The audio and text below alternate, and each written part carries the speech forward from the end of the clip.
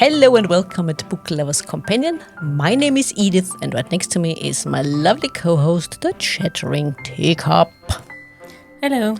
And here with us, dear listeners, 4 lovely ladies from Florida. Lucy Lakestone, Jill Wallace, Natalie Palma and DJ Logan. Hello ladies and welcome. Hi. Hi. Hello. It's so good to have you back on the show, and the topic of this episode, we tried, dear listeners, we tried, but it seems to us the heat was too much for the equipment again. But the ladies agreed to do a audio recording of the question of the importance of a writing community. Teacup, you would like to start with a very important question regarding the writing community. What is it? What would you like to know from our guests? How I would find a writing group in the first place if I would write a book, and what I would be looking for. In a writing group, you mean? Yeah. In a writing community? To find one. Because okay. When I go on the internet, what search? So you mean, how do I find one, and what am I looking for, or what were you looking for in a writing group? Let's start with Lucy this time. All right. Well, I think I started with the internet just trying to find somebody. And I did join one group in my area. And after a while, it just didn't seem like a good fit. And then I found a local chapter, an affiliate of a national group.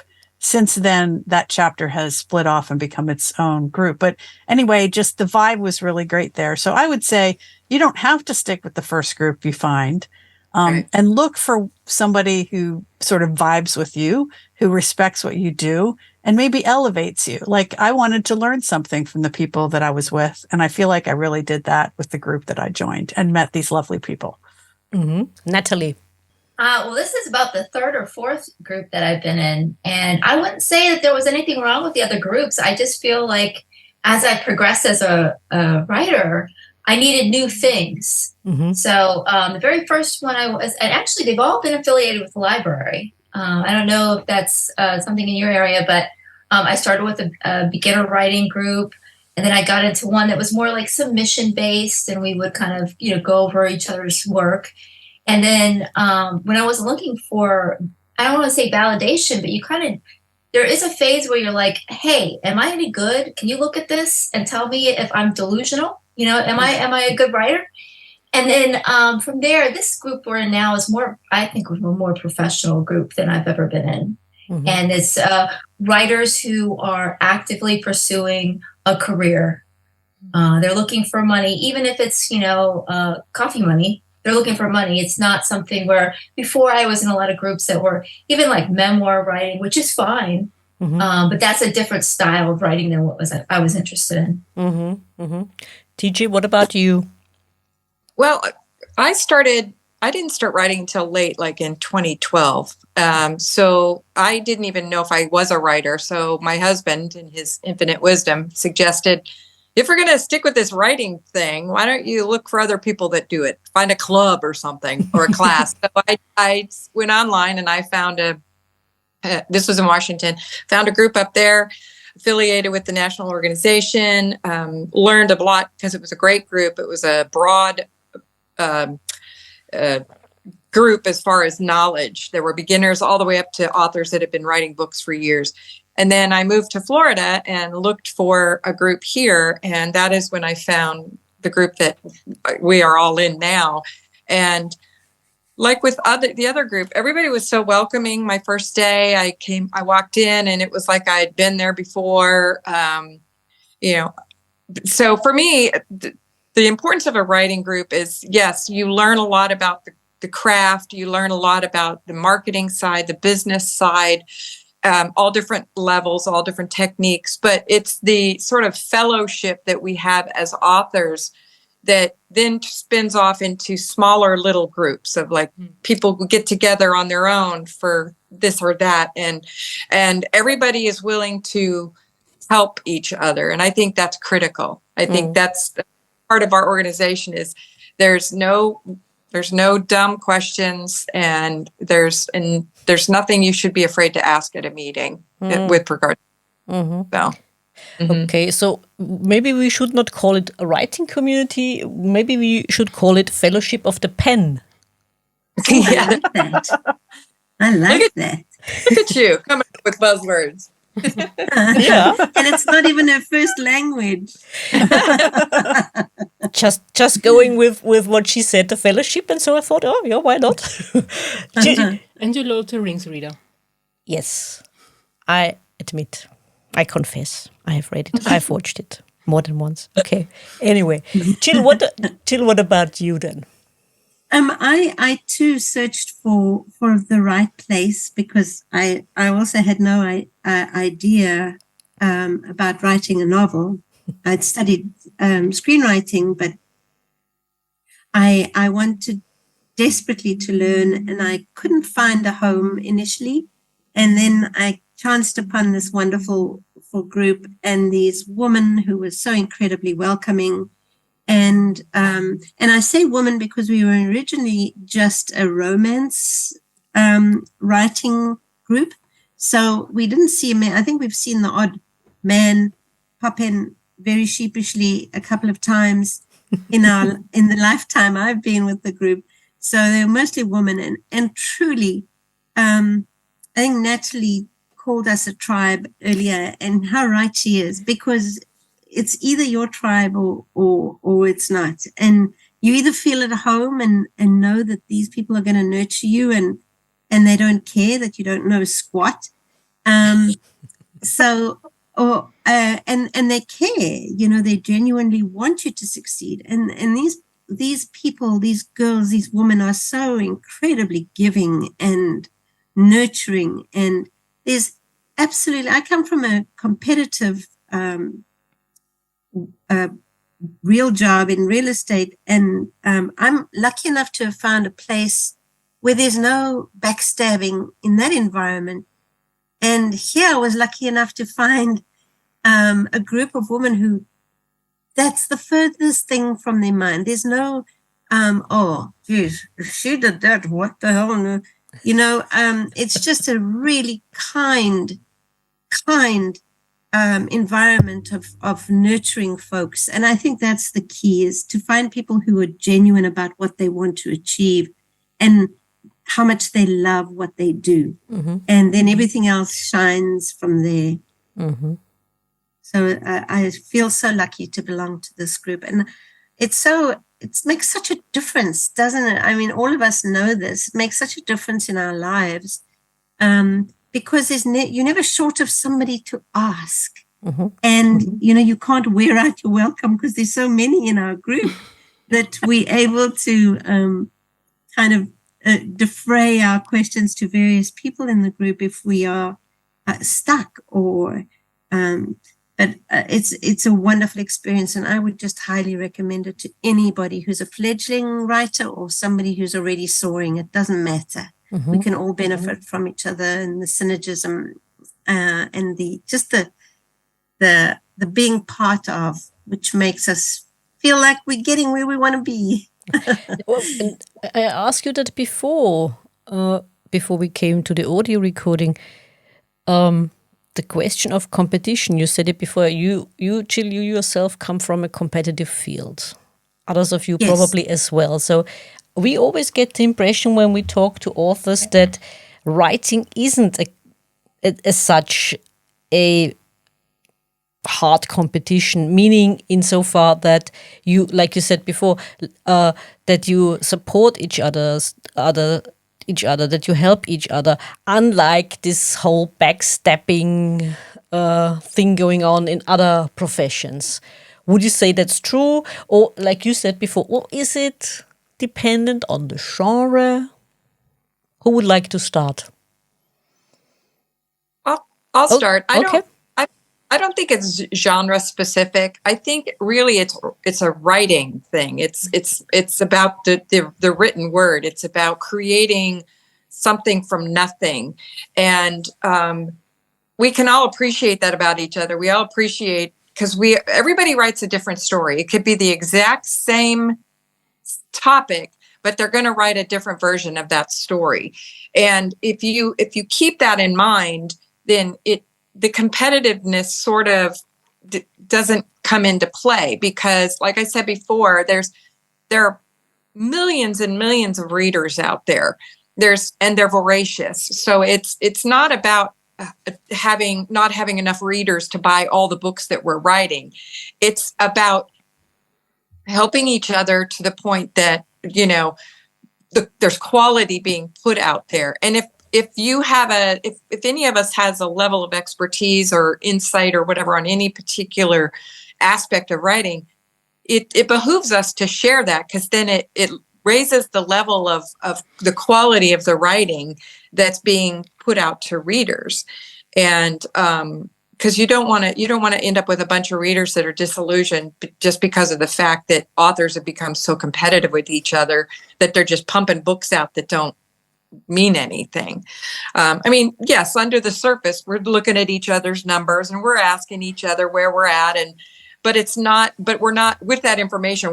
It's not like we're going to then go around behind their back and sabotage them or anything like that. It's not the same. It's not the same. This is the only business I've ever been in that, where it was so, pay it forward-ish.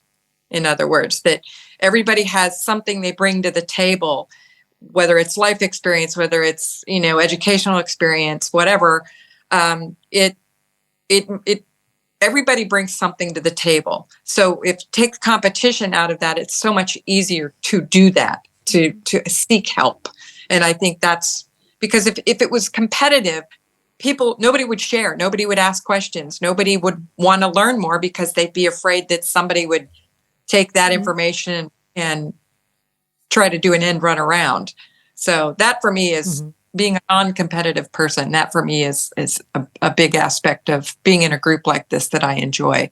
And I'm a social person. I love being around people. So that's a big part of it too. Let's be real. I feel like sure. The rise of indie publishing has maybe made it even more of a supportive group. I suppose that doesn't sound logical, but there are so many writers out there getting their work into the world. And you realize there's so many readers too, who have maybe really niche taste, and your niche book is going to hopefully find that niche. That's of course the big trick when you're publishing, find a reader. But I mean, if you think you're competing with the bazillion writers now publishing, I mean, you are at some level just because you want your stuff out there. But person to person, it's much better if the rising tide lifts all of our boats, I think. Yeah. It's paralyzing if you stopped and thought about how competitive, how many people are putting books on Amazon and putting books on all the other platforms. You would be paralyzed by trying to achieve that same level of whatever success, whatever. It truly is one of those things that would probably discourage a lot of people from pursuing the dream of writing a book or what. So, but right. Lucy's right. Is the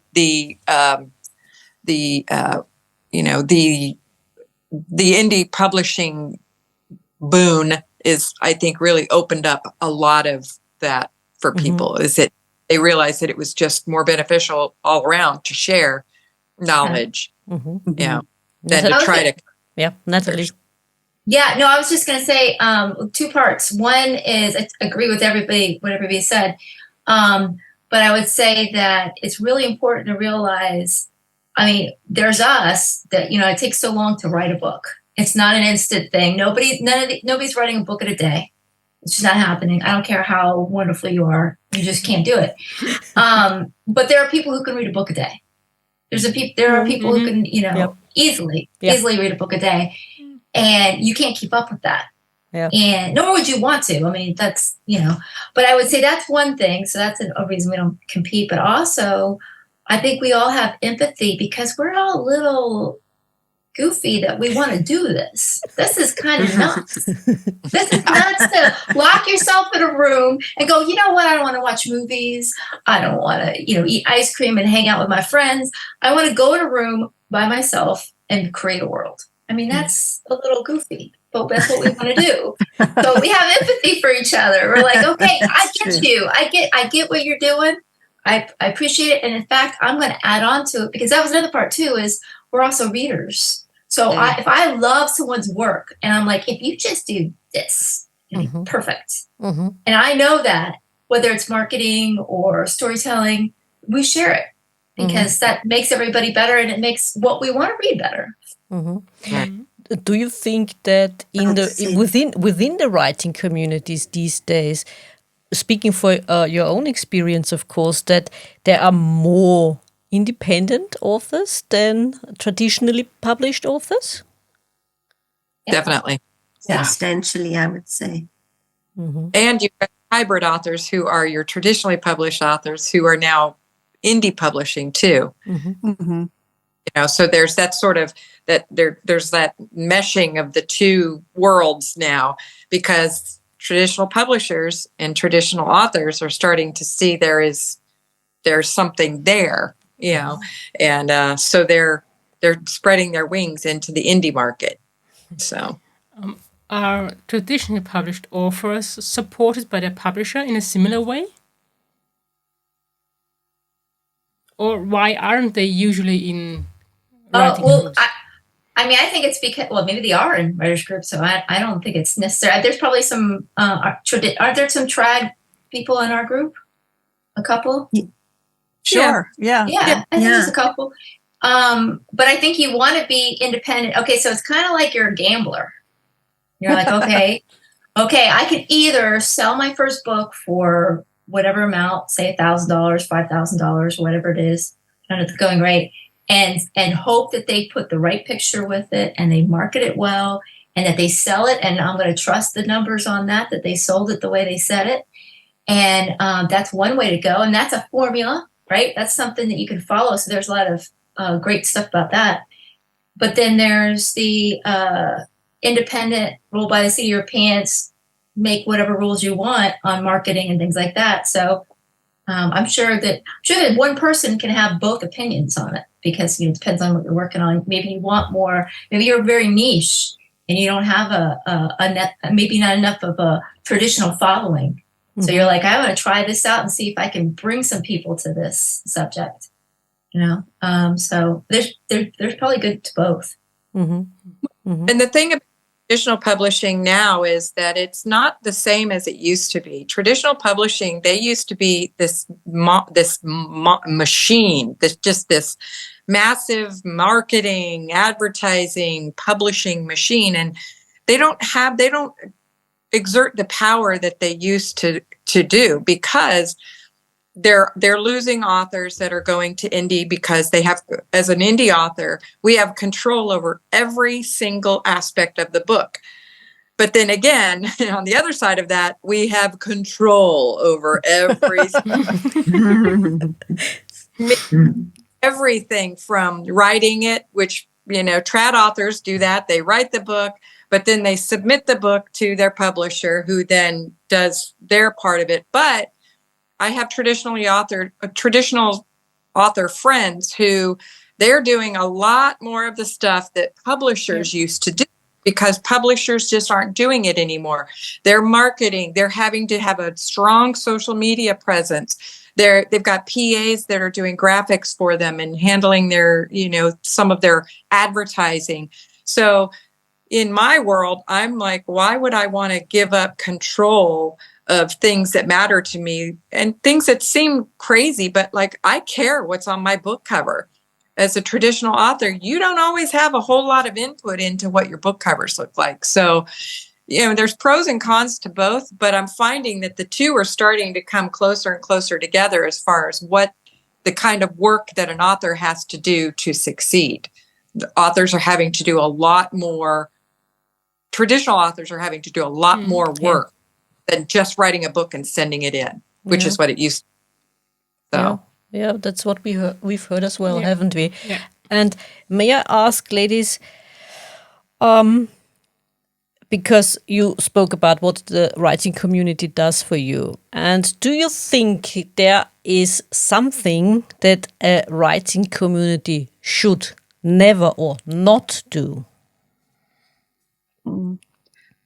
Well, I think if you join a group, beware when maybe somebody like a leader of the group is, say, publishing an anthology and asking you to pay to be in the anthology, like things like that. Just keep an eye out for the rogue scammer. But for the most part, you're gonna run into good people who are right there with you trying to publish. Yeah.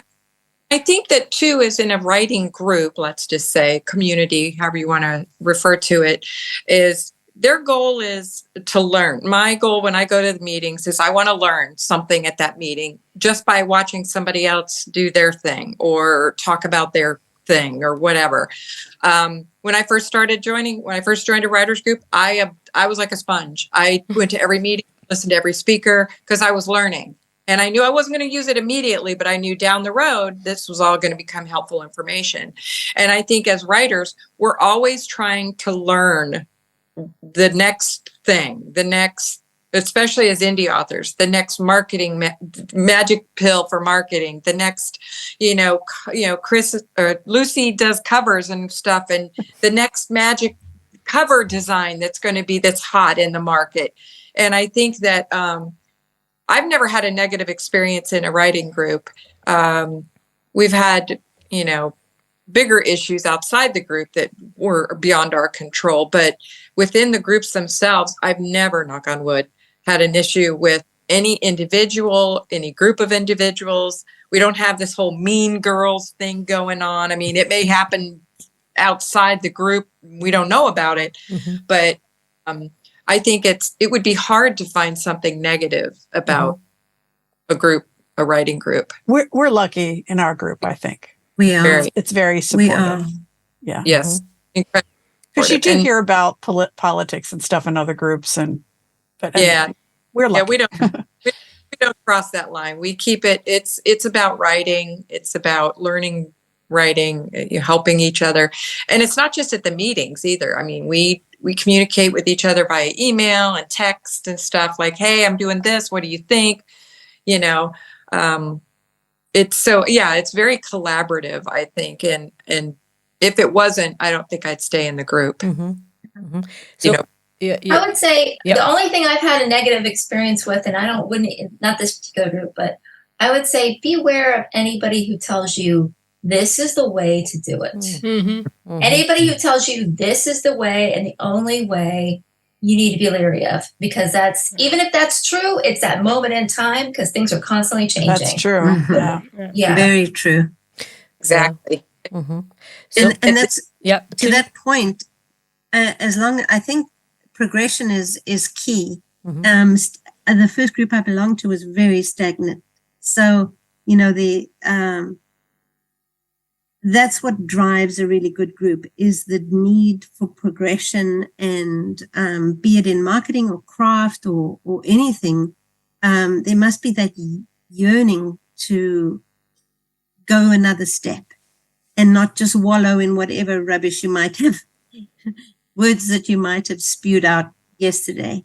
So I think that's what is imperative is the motivation. The people at the top who are the board members have to be progressive and eager and hungry and excited. And mm-hmm. all of those things. Mm-hmm. Yeah. Because otherwise you got squat. So I think that's really important. Mm-hmm. Yeah. So politics shouldn't come into a writing community. Absolutely understandable. Have you ever heard that someone has been banned from a writing community? Because, like you said, they tried to worm things into the writing community where other members are not happy with? I haven't. I know, and I think people like that, they just sort of weed themselves out because. If you don't have an audience for whatever it is that you're spewing, then you're not going to, if you're not getting a reaction from people, whatever the topic may be, then there's no benefit to that person to say what they want to say about things that maybe shouldn't be talked about in a writing group, and to what Jill was saying about the leadership, the leadership is what helps keep people focused on writing. The leadership is the one who keeps people excited and engaged and things like that. And they don't allow stuff like that to come into, there's just no time for it. There's just no. You have a mission, and it's very, you're driven by the mission. So, and everybody's focused on that because the people who are running it are generating the ideas and the stimulus that you need to be able to achieve your goal. I think that's key. And sorry. I was just going to say one thing. I could say that you also want to make sure that you're the right genre for the group, because I've been in a group where someone submitted erotica to like a military fiction group. And they just thought, well, we're all writers, right? And it was like, it came in our email and was like, whoa, well, this is a surprise. And it's not that it's bad or good. It's just that you got to know your audience. And usually those rules, if you're organized, are clear when you start, But, well, and not to lead the discussion, but like there's another kind of writing community, which is a much smaller, I think, like a writing critique group. And those are really important too. And that's almost like finding a boyfriend, or a girlfriend. You want to be able to really communicate with them on a level where you trust them, and because you're delivering your raw manuscript to these folks, and they're really seeing inside your soul and inside your bad sentence structure and all those things. It's so true. Critique groups are one of those wonderful little spin-offs of a writer's group, is that you can, and it may not, you may get a group of people together and it may not gel the first time, and people have a tendency to sort of leave that don't, and then you end up finding this sort of sweet spot of people that, and it doesn't necessarily involve everybody writing the same genre. It's really not about that. It's about what they bring to the table creatively, and what they're, how vulnerable they're willing to make themselves, and how safe they feel doing that. And it sounds silly because it sounds like, oh my God, okay, but like a therapy group. But in a way, it is. Yes, it is. Yeah. It is. You're throwing out your 5 to 10 pages, maybe reading it out loud or whatever, and opening yourself up to opinions, who are in the business, which makes it can make it even scarier for some people. And it's important that you value their opinion. Yeah. It's not just they can throw out an opinion, but it has to be somebody who, when they say, hey, I really liked this, but I think this would have been better before that, whatever it is. And if that person, you trust that person, and that person knows what they're doing or has good instincts, then yes, I think that critique groups are such a wonderful little byproduct of a larger writing community. And they're hard to find. It's hard. It is hard. Yeah. People that click, and that people that everybody brings something to the table, and it can be rough. It can be rough. So are these critique groups kind of subgroups of a writing group, or are they completely separate with different people? Either way. I mean, I have a writing group that consists of mostly people I met when I worked at a newspaper. And we don't get together as often as we used to. But that group, like none of them are in the group that we all are in here. But they are still so valuable to me. And of course, they're really good friends too. So, right. But I mean, we really know each other super well. So we can really be honest with each other. And a little wine helps, Yeah.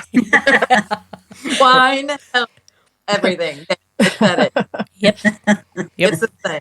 Yep. A little G&T is never wrong. And you've been hinting at that, TJ. My next question: what does a meeting of your writing community look like? What can I expect when you ladies meet? What is going on? Are you talking about our larger writers group or a critique group? You're talking about the big group at the big. Yeah. I mean, it's a business. So we have a board and we do, the intros and everything like that. And then we talk about when we introduce ourselves or say our name, whatever, we tell what we're working on at the moment. It's brief and quick. And then we typically will have a speaker, somebody, workshop, somebody that's in the business, whether, some aspect of the business, marketing, advertising, the craft, writer's life, all these different sort of topics. And then we watch the presentation, we ask questions. It's like any other sort of business meeting. Mm-hmm. It just have a little bit of a social element to it as well. But we're there we're there to see each other, because sometimes it's the only time we get to see each other is once a month. But we're there for business. We're all there because we want to become, for the most part, professional authors. Mm-hmm. And if we're not already, we hope to become one. And so, we're there to learn. So we have speakers, and our meeting this month, we don't have a speaker, but we're doing what we call a deep dish. And it's basically people can turn in 5 to 7 pages of something they're working on, and we'll all sit around and critique it. Okay. Yeah. A lot of nerves, so. And it's gentle. That's what's lovely, is because it can be very thwarting. And I've been in the hot seat, and it's terrifying. Mm-hmm. So, but because that is, exposing to people you don't know really very well. It was at the time. I didn't know anybody very well, and honestly, they were so kind but constructive. Mm-hmm. So it's very hard, and I found when I was in the hot seat that people were very protective of not, like somebody would jump in and say, well, what she really meant is, so I'd feel better that it wasn't entirely, so what I'm saying is you have to be brave to expose yourself to that, but it's so rewarding because the information and you have to be open to receive that information, because if you're not, then you'll just have your heckles up and you'll want to. And the key is there's a rule that you may not speak when you're being critiqued, which is very important, because you want to defend yourself all the time. Well, he said this because, and so you're justifying why, and they're looking at it from a reader's perspective, which is our very best gift we can get from them. But the instinct is to say, oh, no, but we're not allowed to. So you get all this massive information, and then you write feverishly, and then you go home and you think, oh, well, that made kind of sense. So it's a huge learning curve, and it's terribly helpful, but it's terrifying. Yeah, just saying. And how hard is it to keep quiet? Well, for me, not very hard. It is very hard to keep, but I want to tell them how lovely they are. But but I'm sure it's hard because you want to say, well, you might want to, but then you realize you don't, necessarily know what they were thinking anyway. So I try and keep stum because I'm not experienced enough to give them the value that they deserve. But there are some very smart people in the room, and they help enormously. I'm still on the receiving end. I still like to receive more than I feel I can give. Well, a thing about listening to a critique is you have to remind yourself this is a business. Mm-hmm. It's not personal. Some people will be very direct in their critique. In other words, they won't sugarcoat it. They'll say, well, you need to not do this, or, I don't understand why you did this way. You're going to get those people because there are some people who just don't have a filter. They're very direct. And one of the first things I learned very early was, you have to check your defensiveness at the door. You have to check your feelings, like your sensitivities, because they're not saying things to hurt you. They're saying things to help you and to help improve. And if you're open to that, then you might actually learn something. But if you're not, you're gonna tune them out the second they say something that upsets you, and then wait for the next person and hope that they say something nicer. And you've not learned. So it is. It's scary. thing to do, But especially it's so time. Yeah, Yeah. you have to stop being defensive. Like you said, that's Exactly. natural in all of us. But course, but yeah. you have to check yourself, not getting on the defense and say, "Oh, come on, that's not how I meant it. That's not Right, how I exactly. see it." And Right. yeah, no, that I imagine that's extremely hard. I mean, I suppose it's a little bit like when we read or when you read reviews. True. Yeah. Yeah. Or In work with some ways. work with an editor. Like if an editor says this isn't clear to me, and the writer's like, well, everybody knows that. It's like, well, you have to keep in mind the editor's coming at it like a reader. Yeah. Yeah. And same with the reviewers. Like you don't know their perspective. Maybe they just hate you wrote a book about clowns. Maybe they had a scary clown experience. Like you don't know where they're coming from, you know. Well, yeah, and I write a lot of like sort of military type stuff. So I use language sometimes that can be, to me, it's like it makes perfect sense, you know, from my Sure. background and all that stuff. But, you know, to others when they read it, they're like, okay, I don't know what tactical pants are. So it's like, okay, I'll come up with a better say that, but or 511. What I said, which is a brand, and I said his 511 whatever, and then you know the editor was like, I don't know what those are. So if I don't know what, probably other people who don't know what they are. So you have to. It starts with a critique with your friends, and they're nice, and you know it would be very easy for me to let my best friend that I've known for 30 years read my stuff, and she's going to be like, oh my God, you're so good, and blah blah blah. Friend, what is she going to say? I mean, and I love her for being a fantastic liar, but to a writers group, you know, for honest input, painful or not. So it's you have to check your hurt feelings at the door, and it's so easy to say. But the more you get to know the group and you understand who they are and how they communicate, you start to realize, okay, she's just very direct. That's just how she operates. She's very this. That's how, you know, so it's different. I mean, you know, you just have to open yourself up to it, and then it'll be fine. And you might actually learn something in the And process. as you mature Yeah. as you mature as a writer, you learn which advice to take too. So yeah. Exactly. And I think too is like you think that when you say something, you're like, of course people understand it. And you have to be so specific and so visual and so you have to make it so that the person can taste and see and hear exactly what you want them to hear without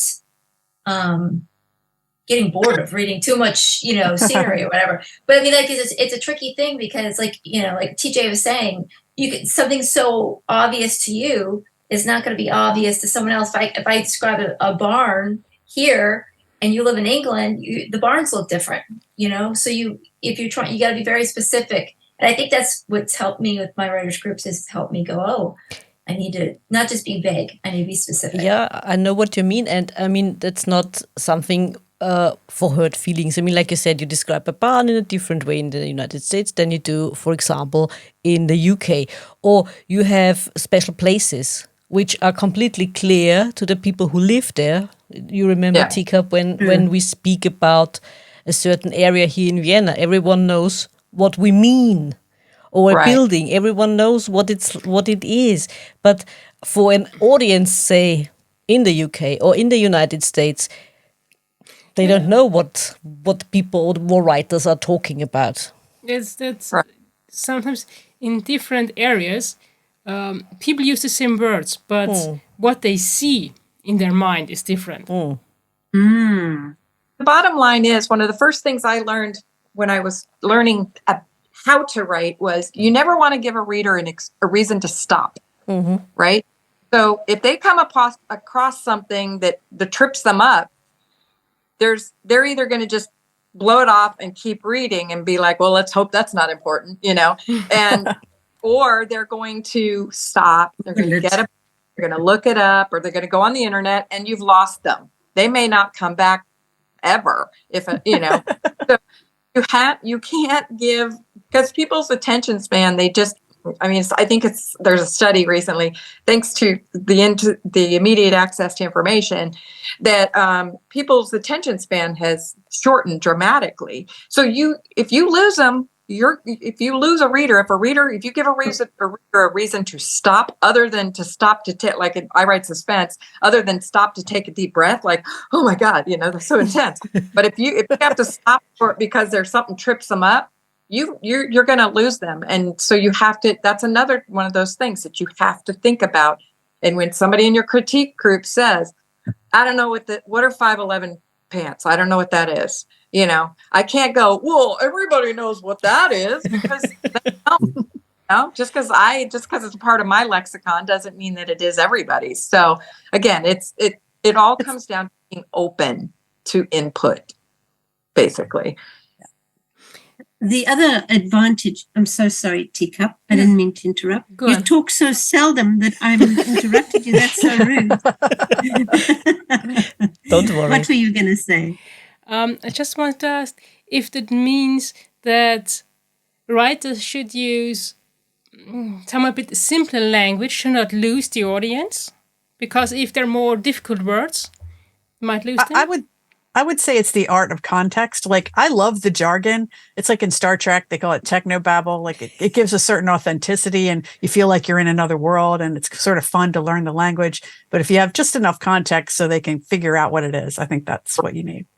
Right. And that's exactly. back to my point, that you need a good editor, because an editor will be able to differentiate between what's jarring and what works in your voice. And So- beta readers too. Beta readers are great. Beta Yes. readers too. But what I'm saying, what I'm going back to, is that those precious people, those beta readers and those editors, are what you find in your community. I was lucky enough to find Chris in my community, and she was the reason I wrote a book. So I'm just saying that community has so much value in that all of these things that we've discussed, including having access to and finding these people who will help you shine when the time is right. Truly. That was a huge part of this community for me. Yeah. But coming back to the language, I mean, like you said, losing the reader. I've been thinking of the both of us, since we are not native speakers of English. So we do tend to look words up, don't we? I mean, occasionally. Sometimes, yeah. So you don't be afraid to lose us. You don't lose us. But we learn new words, new things when we look words up. It might be true, like you said, for the native speaker. That's the one you might lose. But coming from the foreign language speaker, no. Because when I look it up, I think, oh, okay, yeah, that's what that means. Never heard it before. New word, check. Otherwise, Love that. you wouldn't learn. That's one of my worst instincts, though, as a writer, is I always want to use that $10 word. And there was one in my last novel, I really wanted to use it so badly. And I was like, no, you can't use it. You can't. Yes. What was it? Saurian, which is a word for anything like a dinosaur. And I was describing an alligator. I'm like, people don't know what that is. I would have looked it up. You see, Edith would have looked it up. Well, see, and there are some kinds of books that where you go into it knowing you're going to have, this is how old I am, a dictionary next to you. Like Michael's Crichton book. Well, the Kindle lets you look it up. So I like that. I read, there were words that I had to look up because his writing was so smart and so, well researched. Scientific. But I knew that going in, right? I knew but it's a different kind of book also. He Absolutely. writes a book. So, there are times when, native speakers do have to look stuff up too, but it's just, it's a completely different type of thing. And yet, even had I not looked it up, I still would have gotten it, like Chris was saying, the context. I would have been able to sort of intuitively figure out what the heck he was talking about. So I should say I am also Chris. Sometimes they mention Chris, and I am also Chris. Oh, yes, Exactly, yes, please. exactly. Lucy is Yes, Chris. for our listeners, not just Lucy Lakestone, but you also publish books. Chris Kreidler. Yes, under this name as well. Different genre, Yeah. different name. Yeah, so in what case people were is calling. wondering. It's really hard to break. In case people were wondering. Yeah, I mean, for us, I mean, it's always interesting. So, like you said, you also look up people in your language, words in your language, which we do as well, don't we? I mean, With certain books. yeah, depends on the book, of course. The same is true in German, not just for English when we read something in English. But ladies, what would be your advice now? We've spoken about the importance of the writing community, how to find it, what you were looking for. What would be your advice for people who are now or want to be part of a writing community? Which advice can you give them? Who would like to start? I'd say, Jill, yeah, go on. Jill, go on. excuse me. I would say search for a group until you find the one where you really belong. That would be my most valuable gift to them. Lucy? I think Jill's right. Also, maybe bring cookies because everybody remembers that. It's a good way to meet people. That's a good idea. And try to meet somebody maybe one-on-one from the group. Just say, hey, you want to grab a coffee after this, and ask them some questions and just get to know them. Yeah. Natalie, what about you? I think you want to be like everyone's saying, get to know everybody, and you'll also know everybody's strengths. So some people are the person to go to for marketing, and some people are so you want to know everybody and listen. I mean, you could almost spend. I think you would probably spend the first year just listening to everybody talk and learn just from that. A fly on a wall could learn how to write. Because you're just like, wow, so much great information is out there. And don't feel bad that you can't apply it all at the same time. You can only try one thing at a time. You're only one person. So maybe you write down that software that someone says is a miracle and you don't get to it right away. That doesn't mean you won't hear about it again and go, okay, now I know where that fits into my writer's life. So, yeah, that's what I found. Very sage. TJ? I think if you're a person who is being tormented by voices in your head and you've started writing them, which happened to me, and you've started writing them down and you're looking for some focus and you're looking to just see, I mean, even if you're not even sure if you want to write a book, find a group that is going to welcome you, first of all, so that when you're first meeting, you walk in and you get a good vibe from that group. You don't walk in and have nobody acknowledge you. You walk in, and if somebody, because our group is really good about, hey, I've never seen you before, welcome to the meeting, blah, blah, blah, what's your name? We're so happy to have you. So find a group, and like the others have said, I wouldn't go with your first choice if it doesn't fit. You'll know. I mean, you will know after one or two meetings whether that's the group that's going to give you what you need as a writer. And once you've found that group, then it's be an active participant in the group. I mean, yes, it's important to learn and to be there, and by active participant, I don't mean get up at every meeting and do a song and dance, certainly, but be engaged with the other members of the group. Don't be afraid to go up to them and say, hey, I'm getting ready to write I'm almost done with my first book. What's my next step or whatever. I think if you don't feel comfortable at a group doing that, then you're probably not in the right group, that you haven't been given the right vibe from that group. And then once you've started elevating your author career, give back. Do the things for other people that were done for you. Help the newbies. Be the one who greets them at the door, who says, hey, you want to come sit by me or whatever, just to make them feel good about being there. And of course, cookies are always a nice touch too. Who doesn't or brownies? Right. Don't limit your brownies. I mean, or to just cookies. There's all kind of sweets that are perfectly acceptable. And volunteer for a committee or something, because that always helps. Yeah, absolutely. Don't be afraid to, I always call it raise your hand. Don't be afraid to raise your hand. It can, my first writers group, they had a really big conference, and my first volunteer position, I worked at the registration table because they needed somebody that wasn't afraid to be in front of people and liked to talk. So I was like, they wrote that job position for me. It was perfect, but it introduced me to everybody. I got to know everyone.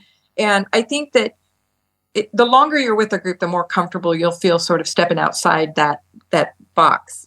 You know, I think there are people who joined our group that were painfully shy that have blossomed and, you know, participate in the meetings and offer input and stuff. So just, that's my thing, is find the right group, and you'll know pretty quickly, I think, whether it fits you or not, whether it suits your personality, what you're looking to gain out of your writing career. If you just want to write a book just for yourself, that's fine too. Mm-hmm. So that's the critical part there, is just don't stay in a group just because you joined it. You paid your dues.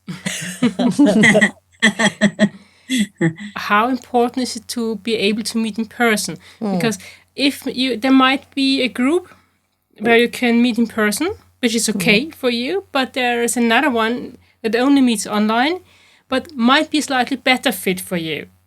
Which should one choose, in your opinion? Well, Natalie and I belong to an online group, and it's purely online. Mm-hmm. We, some of us have had the chance to meet each other over the 3 years we've been together, but and that works. Honestly, it's evolved into a very tight group, and I don't think it matters one dot that we haven't smelt each other. But we've created a really nice bond. So I see the importance. I mean, there's nothing like meeting in person, but we've all had to make do, and this group is testament to the fact that you can actually become close to people, other authors, without having to be in the same room. And that's my experience. Hey, Nat, that's pretty much how we feel. Yeah, and it's funny too, because it's also a little easier because we meet at least once a week, and I couldn't make that and drive all the way to some other city. I couldn't do that on a weekly basis. It's, you're limited in the time that the car rides. Star is great because it's once a month, so you can make the trip. But I mean, to do that once a week would be, unless it's right in your neighborhood, would be a challenge. And it's cool because our group that we're in with Jill, we have people who are in Kansas, we have people in Florida, we have people in Australia. So it's neat because it's a huge group of people. And then also, if one of us is on a cruise or something, we could still call in. We could still check in with each other. So you could still live your life and go, oh, I got to make sure that my Tuesday nights are open for the foreseeable future. It just doesn't always work out that way. And may I ask, are there also writing groups for shopping lists? Ow. I'm sure there are shopping lists for shopping lists. Yeah. Yeah. I don't belong, but I'm sure you'll find one. See? There's something for us. I'll manage on my own. Thank you.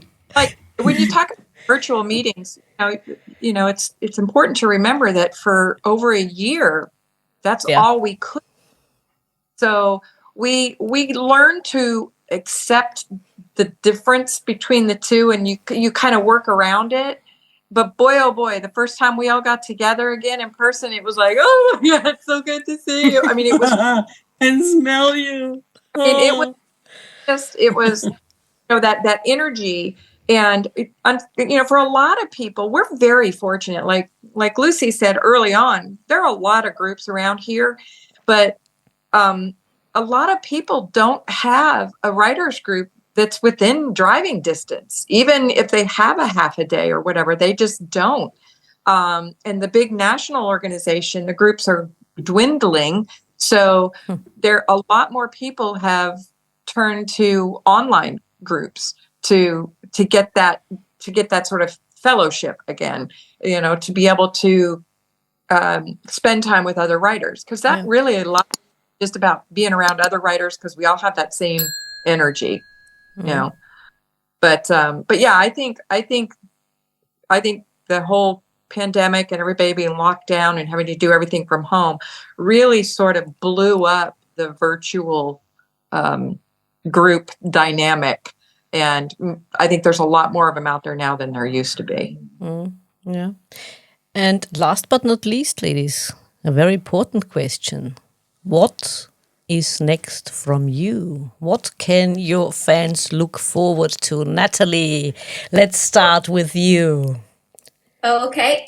Well, I'm working on the next story is going to be my next Mass-in-Law is going to be cold turkey, and that's coming up hopefully around Thanksgiving. And then what's really big is Jill and I are in this awesome short story anthology called Festive Fates, and that is available for pre-order right now.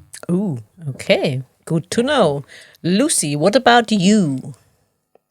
Well, last week I published Shocked by Champagne, which is book 6 in the Bohemia Bartenders Mysteries.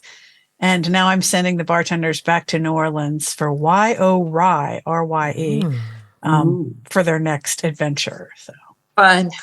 where Pepper has to deal with her new nemesis. Oh. Another one to look forward to. DJ, what about you?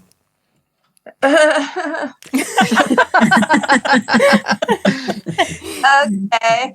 I'm working on the first book of my spin-off series. It's the OSI Dark Ops spin-off series from my O'Halloran Security International series. There were 8 books in that, so this is my 9th book. And it's coming. Okay. It's, I hope to get it out by the end of this year, but I'm having focus issues these days, so we'll see how that goes. But it's called Dangerous Obsession. It's a romantic suspense, sort of special operations-ish kind of thing. So we'll see. Yeah, still something to look forward to. It'll be fabulous. Jill, what about your next books? You have been on the show recently, so your flight attendants. Yes, they are emerging. I think I'm going to keep them until next year, when I can release at least 2 books next year. So that's my goal in 2024. Timeless Beginnings, which was meant to be a prequel, which became a book, is now going to be leaping onto shelves in the new year. And it is the first of a 6-part series called Time Flies. Yep. And it's women's fiction with a smidge of reincarnation and second chances and historical fiction, and you name the trope, we'll probably find it in those books. It's nothing wrong with that. Yeah. Absolutely not. So, ladies, is there anything else you would like our listeners to know? Just that if they have a penchant to write. Because and don't be afraid to step outside your comfort zone and find a meeting, find a group nearby. And trust me, you will not regret it. If you find a group that you gel with, that clicks, you won't regret it. It'll be such an enhancement to your life, not just your writing life, but just your life in general. I mean, these are my people. These writing, the people that are on this screen, the people that are at this meeting, I've made some of the best friendships because our brains, even though we're all so different, our brains all kind of fire at the same, whatever, over the writing thing. And that's such a powerful thing to share with somebody else. So yeah, if you're on the fence about delving into the world of writing, by all means, find a group and go to your first meeting and see what happens. Mm-hmm. And don't be afraid if you're an introvert, because most of us are. Maybe not TJ, but most of us are. Yeah. I could. Oh, go ahead. Sorry. No. I was just gonna say, the world needs your story. I want more stories. Like, I'm a big reader. I think everybody in this group is a big reader. We want the next great story, and you might be it. And if it's not that, then maybe a couple books down the line. Like, just share and see what happens. Yeah. That's really. I mean, just tell just somebody out there wants to hear your story. Most definitely. Like you said before, Even there are yours, so many teacup. readers. Sorry? Even teacups. Yes, even Everybody teacups. needs a list. Lists, exactly, lists. Yes, share your list. I want to know what you're getting. I have no idea. No idea. Not anymore. yet. Not yet. Not at the moment. So, ladies, thank you very much for joining us. Thank you for being so accommodating and for agreeing to do this. It was an absolute pleasure to have you on. Thank you so much. Thank Joy. you. Thank you so much for having me. Thank you. You did enjoy this episode as much as we did? Then hit subscribe and don't miss the next episode. Also, make sure to follow us on Twitter, Facebook and Instagram. If you like to support us and buy us a coffee, you can do so via Buy Me a Coffee and other platforms. You can find all the necessary links in the description. Until next time.